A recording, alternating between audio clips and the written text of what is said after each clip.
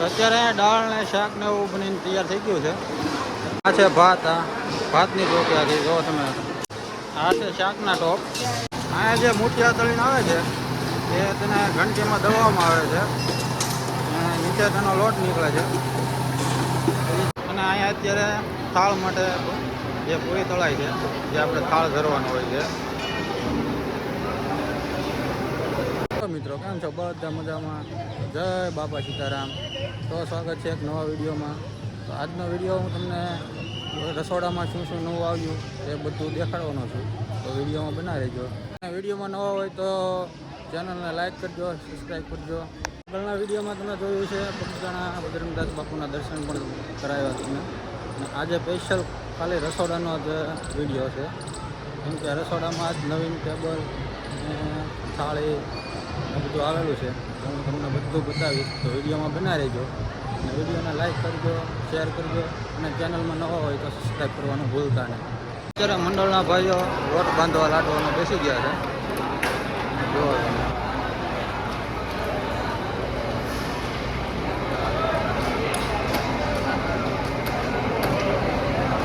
અત્યારે અહીંયા ગાંઠિયા બનવાની તૈયારી ચાલુ છે. તો આવી રીતના અત્યારે ગાંઠિયા બને છે.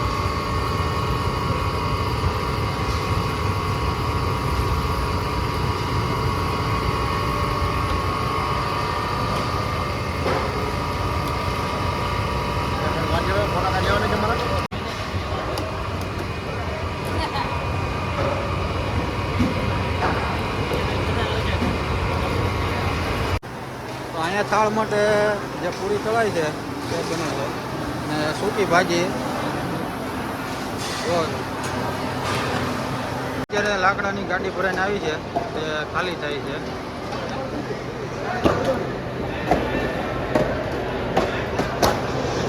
અહીંયા અત્યારે જે આપણે લોટ બાંધેલો હોય તે અત્યારે તળવાનું ચાલુ છે.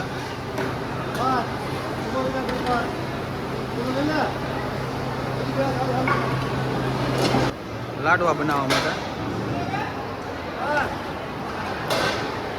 તો આ સેવકો બધા તળે છે અહીંયા.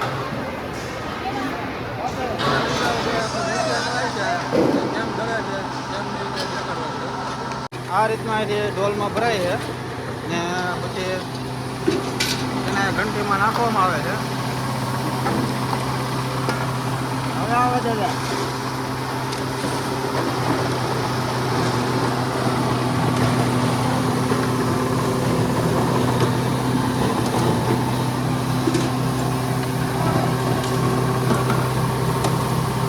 દેખાડું રોટલી કેમ બનાવે એ દેખાડું. અહીંયા રોટલી બનવાનું ચાલુ છે. આ રીતની અહીંયા સકડી છે. ભાઈઓ લોટ બાંધે છે અને પછી રોટલી બનાવવાનું અંદર ચાલુ છે. કેટલી મોટી સકડી છે. રામ રોટી બનાવવાનું ચાલુ છે.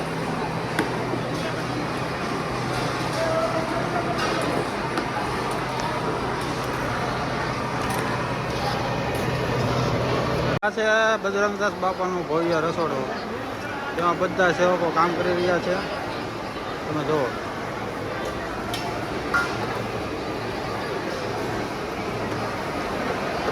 પહેલું છે તે આપણે દાળ શાક બનાવવાનું છે. તમને દેખાડું આખો કોઠાર રૂમ. જો આ છે આખો કોઠાર રૂમ. ચાલો અંદર જઈને બધું તમને દેખાડું શું છે શું નહીં.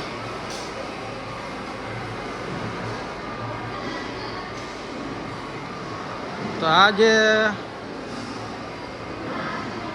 મોટા પટારા છે તેમાં આ બધા ગાંઠિયાના ભરેલા છે. અત્યારે ગાંઠિયા બનવાનું ચાલુ છે એટલે ખાલી છે. ને આ રસોડાનો આખો ભવ્ય રસોડું છે તેનો કોઠા રૂમ છે.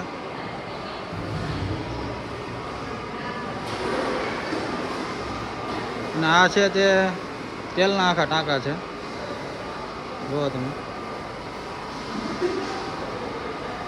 આ છે બધો લોટ છે ગાંઠિયા માટે. હવે તમને દેખાડું લાડવાનો રૂમ અને અહીંયા જે શાક બકાલું ને અત્યારે બટાટા આવેલા છે તમને દેખાડું. જો આ છે બટેટા.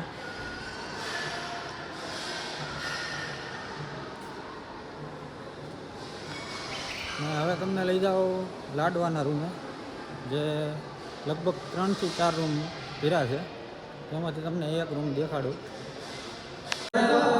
લાડવાના રૂમમાં આવી ગયા છે. જો તમે લાડવાના પ્રસાદીનો આખો કોઠા તમને દેખાડું. આ છે આખો લાડવાના રૂમનો પ્રસાદીનો કોઠા રાખો.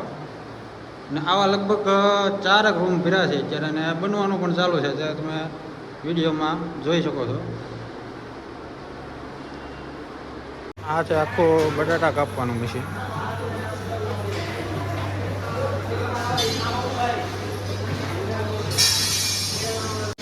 તો અહીંયા અત્યારે દાળ અને શાક બનાવવાની તૈયારી ચાલુ છે.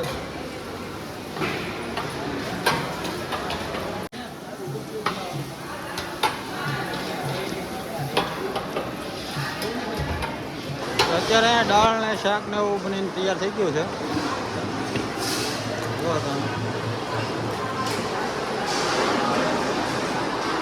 આ છે ભાત. આ ભાતની ચોકિયાથી જો તમે.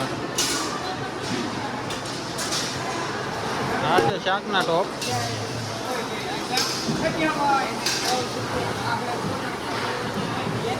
આ છે આખો છાશનો ટોપ. અત્યારે જમણવાર ચાલુ થઈ ગયો છે ને ડોલું ભરવાની તૈયારી થઈ ગઈ છે. મિત્રો, જે હવે તમને બતાવવા જઈ રહ્યો છું, પહેલાં કીધું વિડીયોમાં કે આજ નવીન શું છે પોતાના રસોડામાં, તો વિડીયોમાં બને રહ્યો છો. આ રીતના અહીંયા બાઉલ આવેલા છે ઊભા પૈડાવાળા, ને ઘોડામાં નાખીએ એટલે જો કે સ્વયંસેવકો આવે તેને નીચે ન નમવું પડે. આ રીતના અહીંયા બધા વાસણ આવેલા છે. તમને આ ઘોડો બતાવી દો, જે આખો થાળીનો ઘોડો, જે થાળી તેમાં ગોઠવાઈ જાય છે. હાથમાં લઈને નથી જવી પડતી, અને ટ્રોલી ટાઈપ થઈ જાય છે. જુઓ તમે. તો આ રીતનું અહીંયા થાળીનું આખું કાઉન્ટર આવેલું છે. અને બીજું જે આપણે વાટકાની ટ્રોલી આવે એ આ રીતની છે.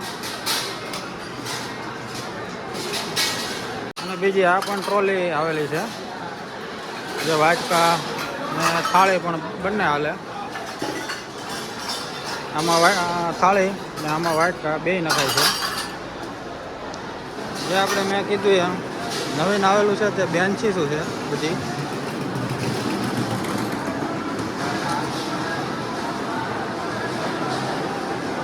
આપણે બેસવાના બાકડા, જે સિનિયર સિટીઝન લોકો છે તે નીચે ન બેસી શકે તેના માટે ફૂલ સુવિધા.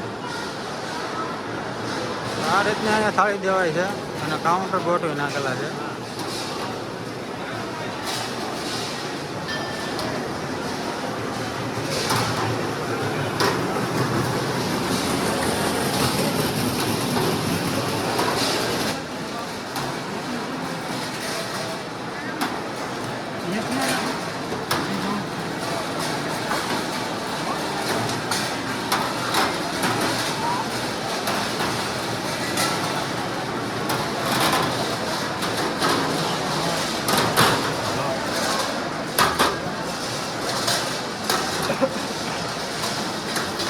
જે ટ્રોલી છે તેમાં વાટકા અપાય છે.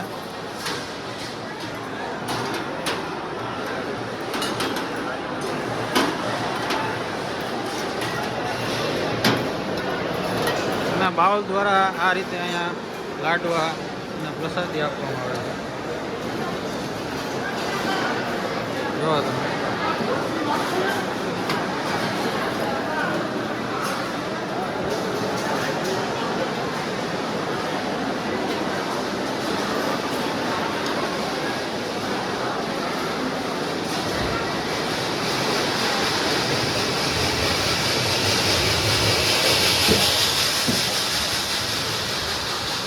બીજા ઊભા બાઉલ દ્વારા રોટલી અને શાક પીરસવામાં આવે છે.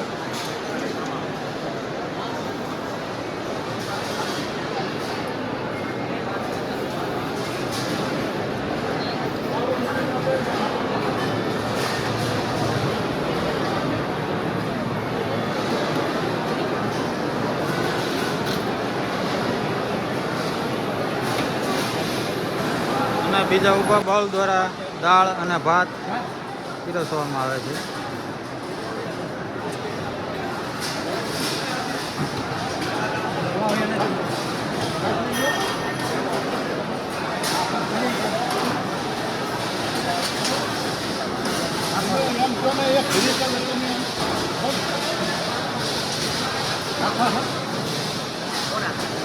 બીજામાં દાળ અને છાશ.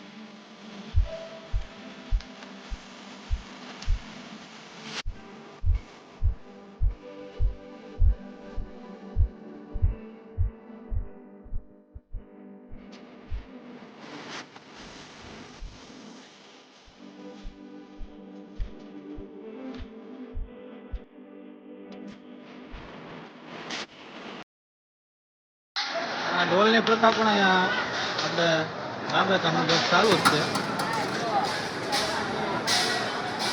કે છે પંગત તો હજી આપણે જૂની રોટી ચાલુ જ છે.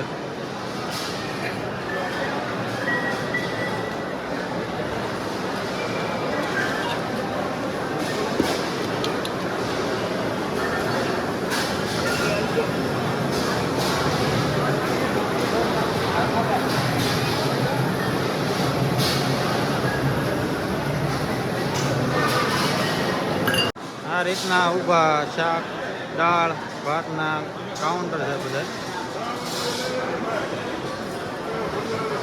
અહીંયા અત્યારે પ્રસાદી તૈયાર થઈ ગઈ છે બધી બની. જો તમે ચોકી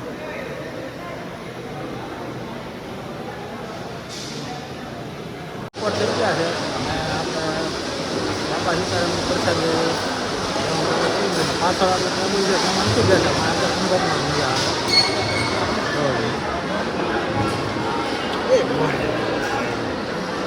એક નવા વ્લોગ, આજના વ્લોગમાં એટલું જ તે. અને વિડીયો ગમ્યો હોય તો લાઈક કરજો, શેર કરજો અને ચેનલમાં ન હોય તો સબસ્ક્રાઈબ કરવાનું ભૂલતા નહીં.